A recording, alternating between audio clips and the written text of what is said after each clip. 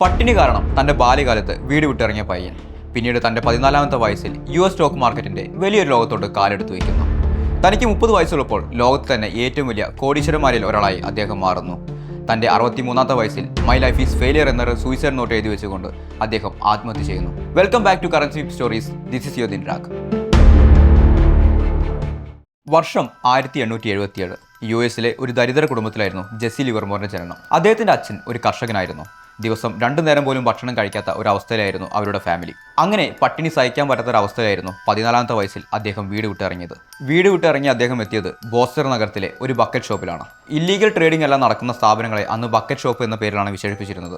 സത്യത്തിൽ അവിടെ ട്രേഡിംഗ് എല്ലാം നടക്കുന്നത് ഒരു സ്റ്റോക്കിന്റെ വില കൂടുകയോ കുറയുകയോ എന്ന് പ്രെഡിക്റ്റ് ചെയ്തുകൊണ്ട് ബെറ്റ് ചെയ്യുന്ന ഒരു സംവിധാനമായിരുന്നു അവിടെ ഉണ്ടായിരുന്നത്. അവിടെ അദ്ദേഹം കുറേ കാലം വർക്ക് ചെയ്തു.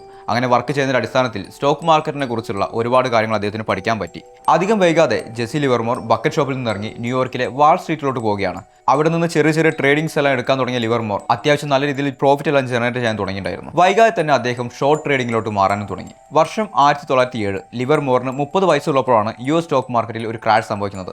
ആ ഒരു മാർക്കറ്റ് ക്രാഷ് ജെസ്സി ലിവർമോറിന്റെ ജീവിതത്തിലെ ഒരു വലിയൊരു നാഴികക്കല്ലായി മാറിയിട്ടുണ്ടായിരുന്നു. കാരണം ആ ഒരൊറ്റ മാർക്കറ്റ് ക്രാഷിലൂടെ അദ്ദേഹം നേടിയത് $1 മില്യൺ ആയിരുന്നു. ആ ഒരൊറ്റ ട്രേഡിംഗിലൂടെ ജെസ്സി ലിവർമോറിനെ ട്രേഡിംഗ് ലോകം വാഴ്ത്താൻ തുടങ്ങി. കൂടാതെ വാൾ സ്ട്രീറ്റിൽ അദ്ദേഹത്തിന് ദ ബോയ് ഓഫ് പ്ലങ്കർ എന്ന പേര് കൂടി ലഭിക്കുകയുണ്ടായി. അങ്ങനെ വർഷങ്ങൾ കടന്നുപോയി. അദ്ദേഹത്തിന്റെ സമ്പാദ്യം വർദ്ധിച്ചു. അദ്ദേഹത്തിന്റെ സമ്പാദ്യം വർദ്ധിക്കുന്നതോട് കൂടെ തന്നെ അദ്ദേഹത്തിന് പണത്തോടുള്ള അത്യാഗ്രഹം കൂടി വന്നു. തന്റെ കയ്യിലുള്ള പണം ഇരട്ടിപ്പിക്കാൻ വേണ്ടി അദ്ദേഹം ഓവർ ട്രേഡ് ചെയ്യാൻ തുടങ്ങി. അങ്ങനെ ഓവർ ട്രേഡ് ചെയ്തുകൊണ്ട് അദ്ദേഹം ഉണ്ടാക്കിയ സമ്പാദ്യത്തിന്റെ ഭൂരിഭാഗവും അദ്ദേഹം അവിടെ നഷ്ടപ്പെടുത്തുകയാണ്.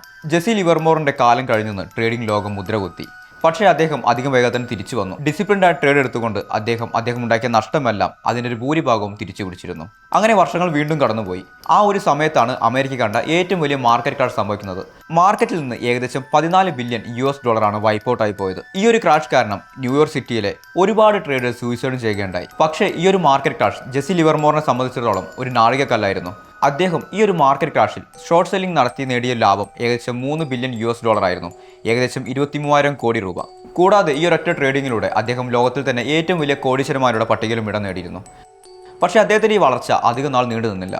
നമ്മൾ മുന്നേ പറഞ്ഞ പോലെ അദ്ദേഹത്തിൻ്റെ പണം പെരുപ്പിക്കാൻ വേണ്ടി അദ്ദേഹം വീണ്ടും ഓവർ ട്രേഡ് ചെയ്യാൻ തുടങ്ങി. അങ്ങനെ ഓവർ ട്രേഡ് ചെയ്തുകൊണ്ട് അദ്ദേഹം നഷ്ടപ്പെടുത്തിയത് അദ്ദേഹത്തിൻ്റെ സമ്പാദ്യം മുഴുവനായിരുന്നു.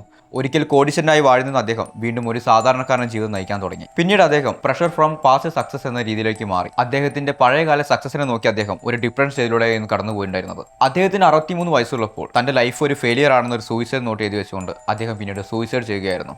ജെസ്സി ലിവർമോറിന്റെ ഈ ഒരു ജീവിതം നമ്മളെപ്പോലുള്ള ട്രേഡേഴ്സിന് ഒരു സന്ദേശമാണ്. നമ്മൾ എത്ര വലിയ സക്സസ്ഫുൾ ട്രേഡർ ആണെങ്കിൽ പോലും കൃത്യമായ ഡിസിപ്ലിനോടല്ല ട്രേഡ് എടുക്കുന്നെങ്കിൽ നമ്മുടെ എല്ലാം ട്രേഡിംഗ് കരിയർ അവിടെ അവസാനിക്കും. സോ അദ്ദേഹത്തിന് പറ്റിയത് നമുക്ക് പറ്റാതിരിക്കാൻ ശ്രദ്ധിക്കുക. അടുത്തൊരു വീഡിയോയിൽ കാണുന്നവരേക്കും സൈനിങ് ഔട്ട് ദിൻരാഗ്.